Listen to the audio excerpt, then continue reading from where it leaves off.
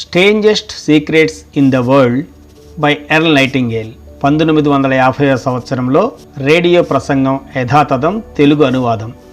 The strangest secrets in the world by Earl Nightingale. నేను మీకు ప్రపంచంలోని ఒక విచిత్రమైన రహస్యం చెప్తాను. కొన్ని సంవత్సరాల క్రితం నోబెల్ ప్రైజ్ గెలుచుకున్న కీర్తిశేషులు డాక్టర్ ఆల్బర్ట్ స్కావెంజర్ని ఒక విలేకరి ఒక ప్రశ్న అడిగాడు.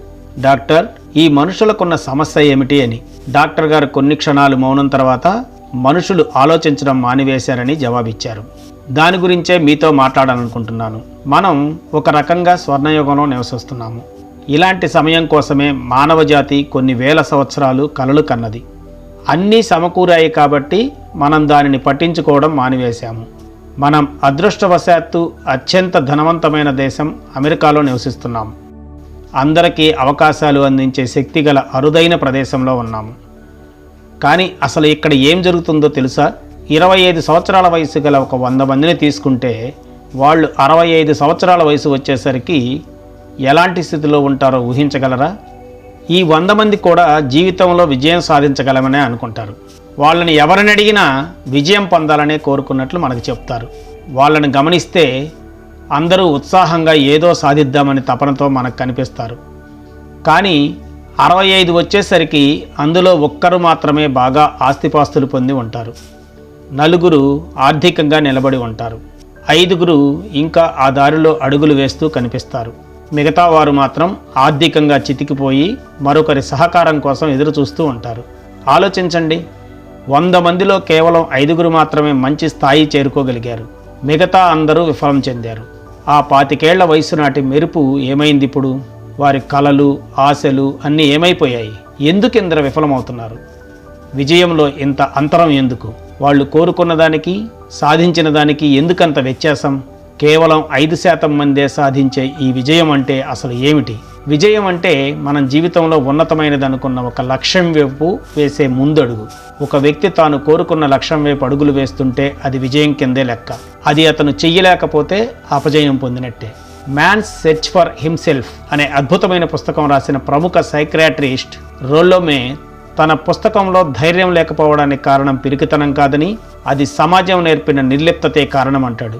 అందరూ సమూహంలో ఒకటిగా మారిపోయే ప్రక్రియలో నిమగ్నమైపోవడమే పెద్ద కారణం అంటాడు. అమెరికాలో ప్రస్తుతం 4 కోట్ల మంది 65కు పైబడిన వారు ఉంటే అందులో 3 కోట్ల మంది నిరుపేదలు. జీవితం గడపడానికే ఎవరిపైనో ఆధారపడుతున్న వాళ్లే. మనం ఇప్పుడు 7 ఏళ్ల వయసులోనే చదవడం నేర్చుకుంటున్నాం. 25 ఏళ్లకి సొంతంగా జీవించడం నేర్చుకుంటున్నాం. ఆ సమయానికి కేవలం మనం బతకటమే కాక కుటుంబ పోషణ భారాన్ని సైతం మోయగలుగుతున్నాం. కానీ 65 ఏళ్లకు వచ్చేసరికి ఆర్థికంగా స్వతంత్రం సంపాదించుకోవడంలో విఫలమవుతున్నాం. ఇన్ని అవకాశాలు ఉన్న ఇలాంటి దేశంలో కూడా ఎందుకు? మన నిర్లిప్తతే కారణం. మనం విఫలమైన అతిపెద్ద సమూహంలో ఒకరయ్యేందుకు ప్రయత్నం చేస్తుండిపోతున్నాం. ఎందుకు ప్రజలు మందలో ఒకరయ్యేందుకు సిద్ధపడుతున్నారు? నిజం చెప్పాలంటే వారికే తెలియదు. వారు అలా మిగిలిపోవడానికి కారణం బాహ్య ప్రపంచం సృష్టించిన కారణాల వల్ల జరిగిన తప్పిదంగా భావిస్తుంటారు. ఒక సర్వేలో చాలామంది పనిచేసే వ్యక్తులని మీరెందుకు పనిచేస్తున్నారని ప్రశ్నిస్తే 20 మందిలో 19 మంది దగ్గర సరైన జవాబు లేదు. పొద్దున ఎందుకు నిద్రపోతున్నారో ఎవరి దగ్గర ఇదిమిద్దమైన తర్కం లేదు. అందరూ చేస్తున్నారు కాబట్టి వాళ్ళు చేస్తున్నారు అంతే. మనం మళ్ళా ఒకసారి మన విజయం నిర్వచనం వైపు వెళ్దాం. ఎవరు విజయం సాధిస్తారు? తాను ఎంచుకున్న లక్ష్యం వైపు అడుగులు వేసేవాడే విజయం సాధిస్తాడు. తాను ఫలానా పని చెయ్యాలని నిశ్చయించుకున్నవాడు తాను గోల్ వైపు వెళుతూ ఉంటాడు. తాను ఉపాధ్యాయుడిని కావాలనుకుని పాఠాలు చెప్పే టీచర్, తాను ఒక గృహిణిగా తన పిల్లలను గొప్పగా తీర్చిదిద్దాలని శ్రమించే ఒక హౌస్ వైఫ్, వీధి చివర మలుపులో తనకు నచ్చిన ఒక రిటైల్ స్టోర్ నడుపుకునే వ్యక్తి, ఒక గొప్ప సేల్స్మెన్ కావాలని పరితపించే వ్యక్తి, వీరందరూ విజయం పొందగలరు. తనకు నచ్చిన పనిలో మనసా వాచా కర్మణా పనిచేసే ప్రతి ఒక్కరూ విజయం పొందుతారు. కానీ దురదృష్టం కేవలం 20 మందిలో ఒక్కడు మాత్రమే అలా పనిచేస్తాడు. నిజం చెప్పాలంటే ఈ రోజుల్లో పెద్దగా ఎందులోనూ పోటీ లేనట్టే. పోటీ పడే బదులు మనమే సృష్టించాలి. నేను 20 ఏళ్లుగా అసలు మనిషి ఎదుగుదలకి సూత్రం ఏమిటి అని అన్వేషించా. అసలు అలాంటి ఒక సూత్రం ఏదైనా ఉందా? ఉంది. అది కనిపెట్టాను. మీరు గమనించారా? కొందరు అహర్నిశలు శ్రమిస్తూనే ఉంటారు, కానీ ఎదుగు బొదుగు ఉండదు. కొందరు పెద్దగా కష్టపడ్డట్లు కనిపించరు, కానీ వారికి అన్నీ సమకూరుతున్నట్లు అనిపిస్తుంటుంది. వారు ఏది ముట్టుకుంటే అది బంగారం అయిపోతున్నట్లు. కొందరు విజయవంతులైన వారు ఏది చేసినా కలిసి వస్తూనే ఉంటుంది, మరో పక్క ఇంకొకరికి దెబ్బ మీద దెబ్బ పడుతూనే ఉంటుంది. దానికి కారణం లక్ష్యం. కొందరికి అది ఉంటుంది, మరికొందరికి అది ఉండదు, అంతే తేడా. లక్ష్యం ఉన్నవాడికి ఎక్కడికి వెళ్ళాలో తెలుస్తుంది. ఓడరేవులో కరెక్ట్ మ్యాప్తో సరైన సమాచారంతో బయలుదేరే ఓడ ఎప్పుడూ దారి తప్పదు. కానీ అంతే సామర్థ్యం ఉన్న మరో నౌక ఎక్కడికి వెళ్ళాలో తెలియకుండా బయలుదేరితే దాని పరిస్థితి ఏమవుతుందో నేను మీకు ప్రత్యేకించి చెప్పక్కర్లేదు. అది ఎవ్వరు లేని ఒక ఒడ్డుకు లేక నడి సముద్రంలో దారి తెన్ను తెలియని స్థితిలో చిక్కుకొని మునిగిపోతుంది. సరిగ్గా ఇలానే ఉంటుంది మనుషుల పరిస్థితి కూడా. ఒక సేల్స్మెన్నే ఉదాహరణగా తీసుకుందాం. ఈ ప్రపంచంలో దానిని మించిన రాబడినిచ్చే ఉద్యోగం ఇంకోటి ఉండకపోవచ్చు. సరైన నిపుణుడికి ఏ కంపెనీలోనైనా ఆకాశమే హద్దు. కానీ ఎంతమంది ఉంటారు అంత గొప్ప నిపుణులు? ఎవరో చెప్పారు మానవ జాతి మారదని. ఇక్కడ గట్టి వాళ్ళని గెలుపు నుండి ఆపడంలో కాదు, బలహీనులను ఓటమి నుండి కాపాడడం చాలా కష్టం. ఈ దేశ ఆర్థిక వ్యవస్థ యుద్ధంలో ఉన్న బెటాలియన్ల మాదిరిగా ఉంది. బలహీనంగా ఉన్నవాడిని అందుకోవడానికి వేగం తగ్గించుకుంటున్న పరిస్థితి. యుద్ధభూమిలో సైతం అంతే. అందుకే ఈ రోజుల్లో బతకడం పెద్ద కష్టం కాదు. మన చేతకానితనం నుండి మనల్ని రక్షించడానికి చాలా సెక్యూరిటీ అందించబడుతుంది ప్రభుత్వాల ద్వారా. అయితే మనమే నిర్ధారించుకోవాలి మనం ఎంత ఎదగాలనుకుంటున్నామో. ఇప్పుడు నేను ప్రపంచంలో వింతైన రహస్యం ఏమిటో చెప్తాను. ఎందుకు లక్ష్యం ఉన్నవాళ్ళు గెలుస్తారు, లేని వాళ్ళు ఎందుకు ఓడిపోతారు? నేనిప్పుడు చెప్పేది మీరు అర్థం చేసుకుంటే మీ జీవితంలో ఎప్పుడూ అన్నీ అనుకూలంగానే జరుగుతాయి. మీ సమస్యలు, బాధలు అన్నీ గతానికే పరిమితమవుతాయి. ఇదే నేను చెప్పబోయే రహస్యం. మనం ఆలోచించిందే మనకు దొరుకుతుంది. మరొక్కసారి చెప్పనివ్వండి, మనం ఆలోచించిందే మనకు దొరుకుతుంది. మనం ఆలోచించిందే, మనం ఊహించిందే మనకు జరుగుతుంది. చరిత్రలో మేధావులు, యోగులు, విద్యావేత్తలు, మత ప్రబోధకులు ఎన్నో విషయాలలో విభేదించారు, కానీ ఈ ఒక్క విషయంలో మాత్రం ఏకీభావంతో ఉన్నారు. మార్కస్ అరేలిస్ అనే రోమన్ చక్రవర్తి తన ఆలోచనలే ఒక వ్యక్తిని తయారు చేస్తాయన్నాడు. బెంజమిన్ డిసరేలి మనిషి నిష్కలంకంగా కోరుకుంటే అది పూర్తి కాకుండా ఆపడం అసాధ్యం అన్నాడు. ఒక మనిషి ఒక రోజంతా ఏమి ఆలోచిస్తాడో అదే అయిపోతాడన్నాడు Ralph Waldo Emerson. William James మనిషి తన ప్రవర్తనతో, తన యాటిట్యూడ్తో తన భవిష్యత్ మార్చుకోగలడని తెలుసుకోగలిగానని చెప్తూ, నువ్వు ఎలాంటి సందేహం, అయోమయం లేకుండా ఒక్కటే లక్ష్యంతో ఏదైనా కోరుకుంటే అది జరిగి తీరుతుంది. నువ్వు ధనవంతుడివి కావాలనుకుంటే ధనవంతుడివి, విద్యావంతుడివి కావాలనుకుంటే విద్యావంతుడివి అవుతావు. నమ్మిన వాడికి ఏదైనా సాధ్యమని ఇతిహాసాలు, పురాణాలు, మత గ్రంథాలు సైతం ప్రవచించాయి. డాక్టర్ నార్మన్ విన్సెంట్ తన జీవితంలో తెలుసుకున్న గొప్ప విషయం ఒకటేనని చెప్తూ, నువ్వు నెగిటివ్గా ఆలోచిస్తే నెగిటివ్ రిజల్ట్స్ వస్తాయి, అందులో ఎలాంటి సందేహం లేదు అన్నాడు. 2 ముక్కల్లో ఎదుగుదలకి సూత్రం చెప్పాలంటే నమ్ము, గెలువు.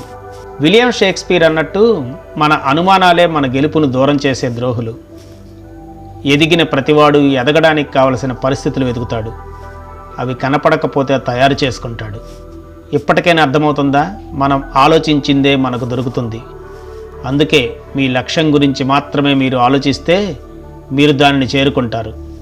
మీరు చేరగలమో లేమో అన్న సందేహాన్ని, భయాలని, కంగారును మాత్రం కలిగి ఉంటే మీకు అదే లభిస్తుంది. మీరు ఏమీ ఆలోచించకపోతే ఏమీ లభించదు, అంతా శూన్యం. ఇది ఎలా పనిచేస్తుందో చూద్దాం. మనిషి మనస్సుకి సమాంతరంగా ఉన్న ఒక ఉదాహరణ చెప్తాను. ఒక రైతుకి ఒక పొలం ఉందనుకోండి. అతనికి నచ్చింది అతను పండించుకోవచ్చు, ఆ నిర్ణయం రైతుదే. మన మెదడు కూడా పొలం లాంటిదే, అది కూడా అంతే. మీరు ఎలాంటి ఆలోచనలు నాటినా అది పట్టించుకోదు. ఆ రైతు చేతిలో ఒక మంచి విత్తనం, ఒక విషపు విత్తనం ఉన్నాయనుకోండి. అతను ఆ రెండింటిని నాటి సాగు చేశాడు అనుకుందాం. ఏమి జరుగుతుంది? ఆ 2 విత్తనాలు ఒక మంచి చెట్టు, ఒక విషపు వృక్షంగా ఉద్భవిస్తాయి. భూమి కంటే మన మెదడు ఇంకా సారవంతమైంది, కానీ అది కూడా అలాగే చేస్తుంది. విత్తు ఒకటి వేస్తే చెట్టు ఒకటి మొలుస్తుందా అన్న సామెత ఊరికే రాలేదు కదా. మనం నమ్మకాన్ని నాటితే విజయం, అపనమ్మకాన్ని నాటితే పరాజయం. మనిషి మెదడు బహుశా ఇంకా పూర్తిగా శోధించబడని ఒక మహాఖండం. మన ఊహకు మించిన ఎన్నో నిక్షిప్తాలు ఉన్నాయి అందులో. మీరు ఆశ్చర్యపోతుండవచ్చు, అంత అద్భుతం మనలోనే ఉన్నా కానీ మనం దానిని ఎందుకు ఉపయోగించుకోవడం లేదని. మనకు జన్మతః ఏమాత్రం శ్రమ లేకుండా వచ్చిన బహుమతి. అది ఉచితంగా వచ్చింది కాబట్టి దానికి మనం అంత విలువివ్వం.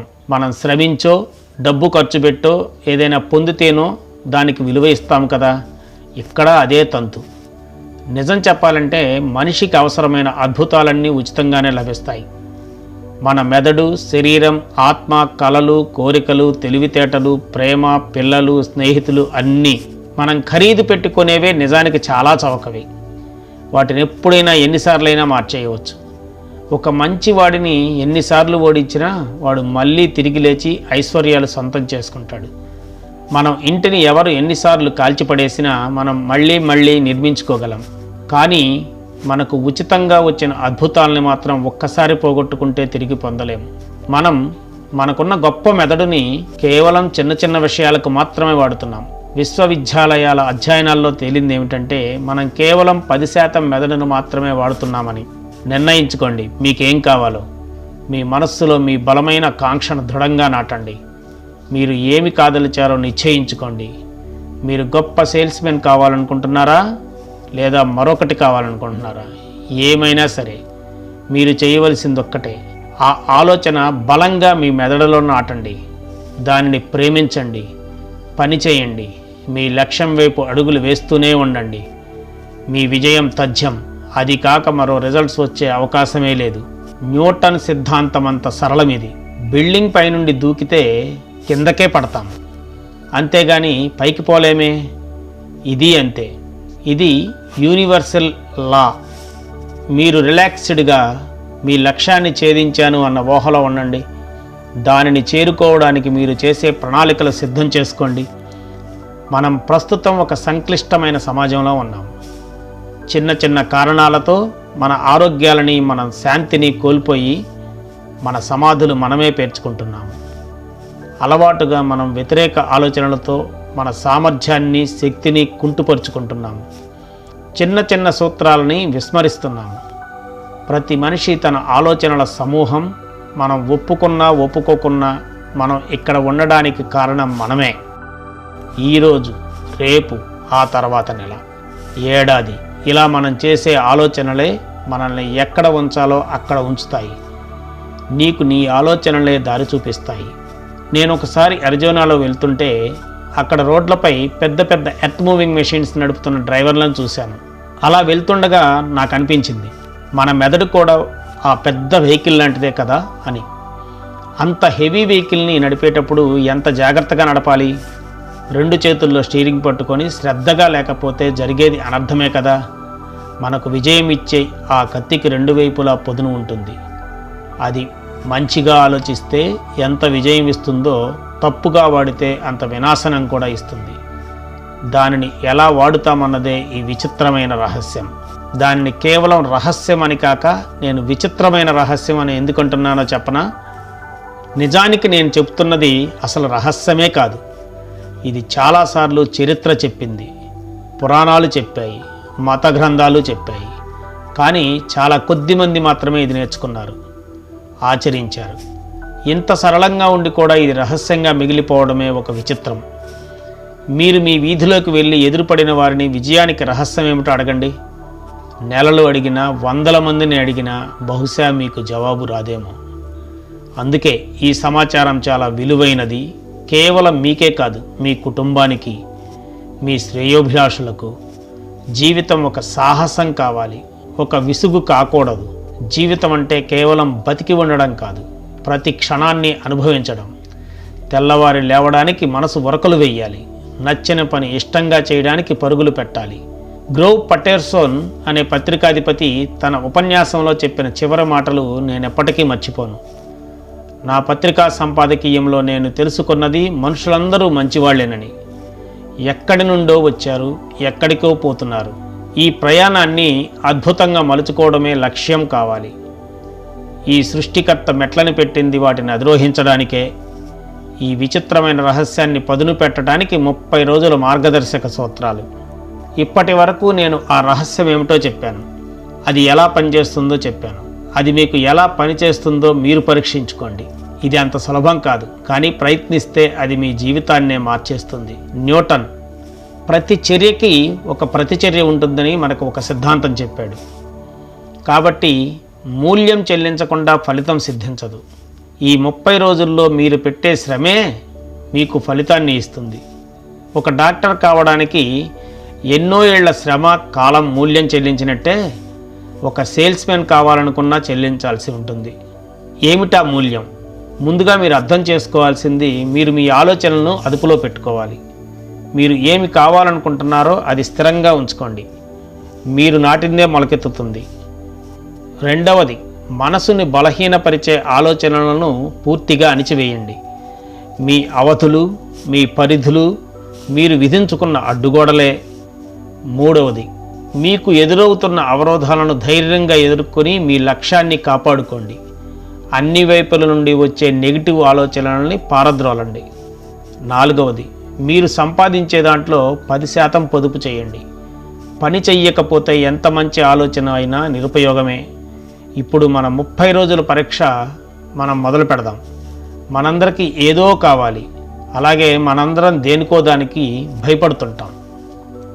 మీరు ఒక కాగితం తీసుకొని దానిపై మీకు ఏది ఎక్కువ కావాలో రాసుకోండి. అది డబ్బు కావచ్చు, అందమైన ఇల్లు కావచ్చు, మంచి కుటుంబం కావచ్చు, ఏదైనా కానీ అది ఒక్కటే అయ్యి ఉండాలి. అది ఎవరికీ చూపించొద్దు, కానీ మీరు మాత్రం చూసుకుంటూ ఉండండి. నిద్ర లేచిన దగ్గర నుంచి అవకాశం దొరికిన ప్రతిసారి నిద్రపోయే వరకు అది చూస్తున్న ప్రతిసారి మీరు అది కావాలని దృఢంగా కోరుకోండి.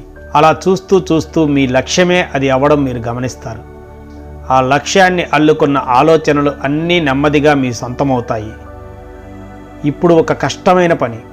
ఎప్పుడైనా మనసులోకి ఒక నెగిటివ్ ఆలోచన వస్తే దాన్ని వెంటనే ఒక మంచి ఆలోచనతో మీ లక్ష్యం వైపు మార్చాలి. కొత్త అలవాటు కష్టమైందే కానీ ఒక్కసారి ప్రయత్నిస్తే అది జీవితాన్నే మార్చేస్తుంది. ఒక్కోసారి వదిలేద్దామని మనసు చెబుతూ ఉంటుంది. ఎందుకంటే నెగిటివ్ ఆలోచనలు పాజిటివ్ వాటి కంటే ఎక్కువ వస్తూ ఉంటాయి. వాటిని తిప్పికొట్టండి. ఈ 30 రోజులు శ్రమించండి. రోజూ చేసేదానికంటే ఎక్కువ పని చేయండి. మీరు ఒక లక్ష్యాన్ని ఎంచుకోవడమే ఒక పెద్ద విజయం. మీరు ఇప్పుడు ఆ 100 మంది గుంపులో 5గురు వరుసలో చేరినట్టే. మీరు ఎలా మీరు కోరుకున్న స్థాయికి చేరుతారోనన్న చింతపడకండి. మిమ్మల్ని మించిన శక్తి ఏదో మీకు సహకరిస్తూ మీకు జవాబులు చెప్తుంది. ఎప్పుడూ ఒక్క మాట గుర్తుపెట్టుకోండి. నెల రోజులు ఇది మీ ముందు పెట్టుకోండి. మీరు అడిగింది మీకు దక్కుతుంది. మీరు వెతికితే మీకు దొరుకుతుంది. మీరు తలుపు తడితే అది తెరుచుకుంటుంది. 30 రోజులు మీరు మీ బెస్ట్ ఇవ్వండి. మీరు చేసే పని ఏదైనా లగ్నంతో చెయ్యండి, ఇష్టపడి చెయ్యండి. మీ పని ఏదైనా ఇంతకు ముందు చెయ్యనంత శ్రద్ధగా చేయండి. మీరే ఆశ్చర్యపోయే పరివర్తన మీరు కనుగొంటారు. వేకప్ అండ్ లివ్ అనే పుస్తకంలో దొరోతోయే బ్రాండ్ అపజయం పొందడానికి వీలు లేనంతగా శ్రమించమని చెప్తుంది. మీరు పూర్తిగా సన్నద్ధులయ్యాకనే ఈ పరీక్ష మొదలు పెట్టండి. పట్టు వదలకుండా చేయగలననుకున్నప్పుడే. నమ్మకం లేకుండా ఏ పనిని పూర్తిగా చేయలేం. ఒకవేళ మీరు ప్రారంభించి నెగిటివ్ ఆలోచనలతో మానేస్తే మళ్ళా అక్కడ నుండి 30 రోజులు చేయండి. నెమ్మదిగా మీ అలవాటు మిమ్మల్ని బలోపేతం చేస్తుంది. మీరు రాసుకున్న కాగితాన్ని మాత్రం మర్చిపోకండి. మీ లక్ష్యం రాసుకున్న కాగితం వెనుక అడిగితే దక్కుతుంది, వెతికితే దొరుకుతుంది, తడితే తెరుచుకుంటుంది అన్న వాక్యం కూడా రాసిపెట్టుకోండి. మీకు ఖాళీ దొరికినప్పుడు మీలో స్ఫూర్తి నింపే పుస్తకాలు చదవండి. అవి ఆధ్యాత్మిక గ్రంథాలైనా విజయగాథలైనా. స్ఫూర్తి లేకుండా గొప్ప కార్యాలను సాధించడం చాలా కష్టం. ఈ 30 రోజులు మీ స్ఫూర్తిని పతాక స్థాయిలో ఉండేటట్లు చూసుకోండి. అన్నిటికంటే ముఖ్యం, దిగులు చెందకండి, చింతించకండి. చింత మీలో భయాన్ని కలగజేస్తుంది. భయం మిమ్మల్ని వివసులను చేస్తుంది. ఈ పరీక్షలో మిమ్మల్ని బాగా ఇబ్బంది పెట్టేది ఒక్క విషయం. ఇదంతా మీరే చేసుకోవాలి, ఏ తోడు లేకుండా. మిమ్మల్ని మీరే ఉత్తేజపరుచుకోవాలి, ఆనందంగా ఉంచుకోవాలి. చిన్న చిన్న విషయాలు మిమ్మల్ని కలత పెట్టకుండా చూసుకోవాలి. ఈ పరీక్ష నుంచి తప్పించుకోవాలనుకునే వాళ్ళు ఒక కొత్త తర్కం తీసుకొస్తారు. ఎవ్వరూ అపజయం పాలు కావాలని, కింద స్థాయిలో ఉండాలని కోరుకోరు, బాధలు పడాలని కోరుకోరు. కానీ మర్చిపోవద్దు, నెగిటివ్ ఆలోచనలు నెగిటివ్ ఫలితాలనే తీసుకొని వస్తాయి. మంచి ఆలోచనలు మంచి ఫలితాలు తీసుకువస్తాయి. అందుకే మీరు ఈ మాటలు ఎప్పుడూ వింటూనే ఉండాలి. చాలామంది డబ్బులు బాగా సంపాదించాలని చెబుతూ ఉంటారు.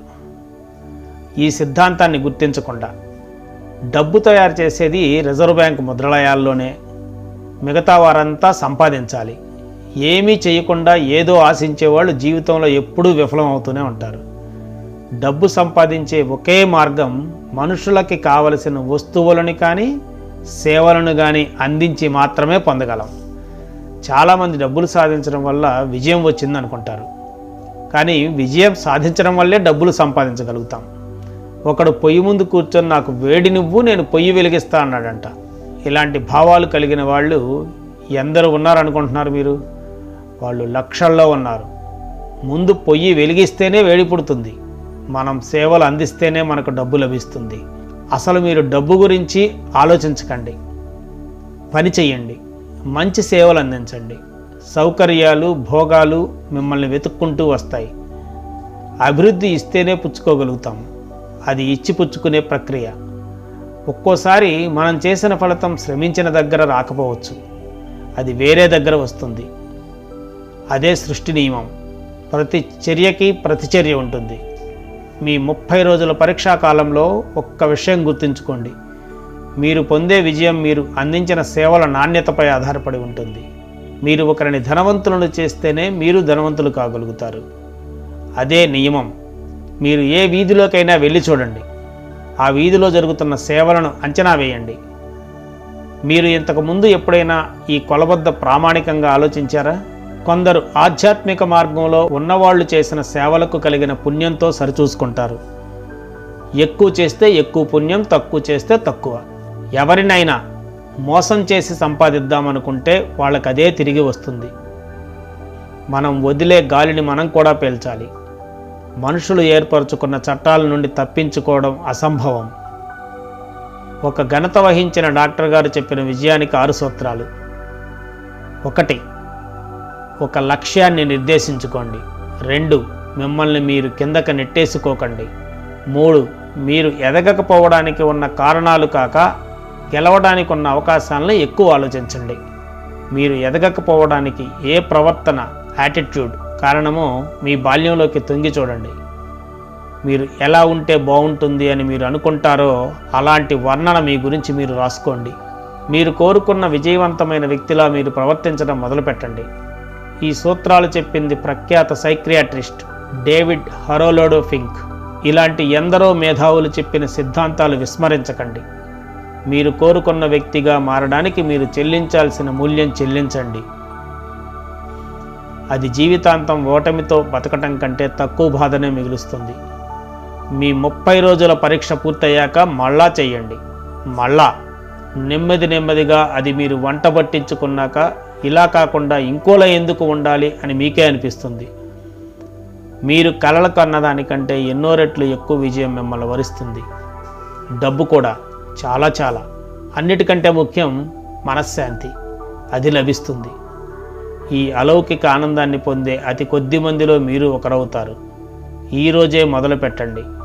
మీకు కోల్పోవడానికి ఏమీ లేదు, గెలవడం కోసం ఒక జీవితం తప్ప.